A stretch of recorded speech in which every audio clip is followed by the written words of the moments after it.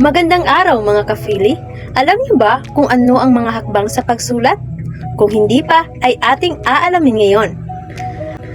Ang pagsulat ay isang proseso na kailangan ng mga hakbang upang magkaroon ng maayos at organisadong teksto.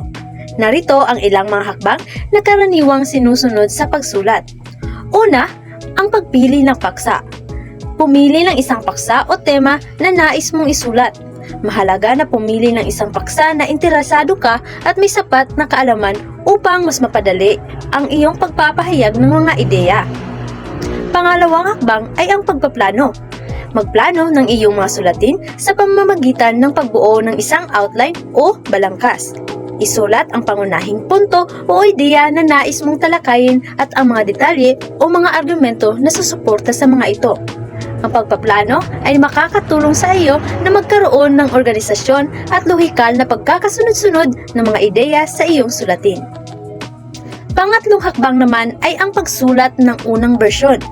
Simulan ang pagsulat ng unang bersyon ng iyong teksto. Huwag masyadong mag-alala sa mga detalye o pagsusuri sa unang hakbang na ito. Layunin mo lamang na may pahayag ang iyong mga ideya at maihanda ang pundasyon ng iyong salatin. At ang pang-apat ay ang pag-edit.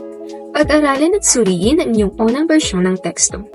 Tingnan ang mga posibleng pagkakamali sa gramatika, pagkakasunod-sunod ng mga pangungusap, at kalinawan ng mga ideya.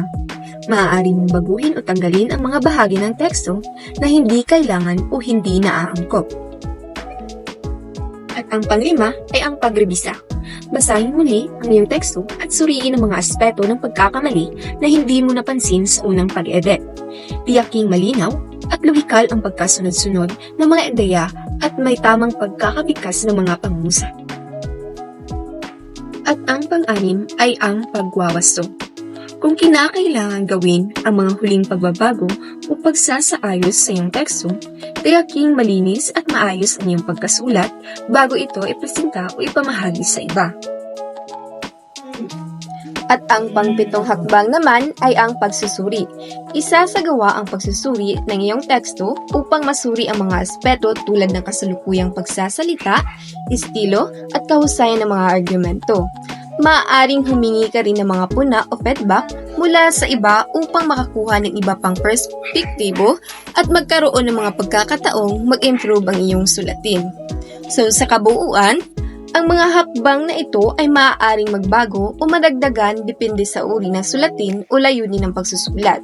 Mahalaga rin na maglaan ng sapat na oras at dedikasyon sa bawat hakbang upang makabuo ng isang mahusay na sulatin. At yun lamang aming mga kafili. Maraming salamat sa panonood!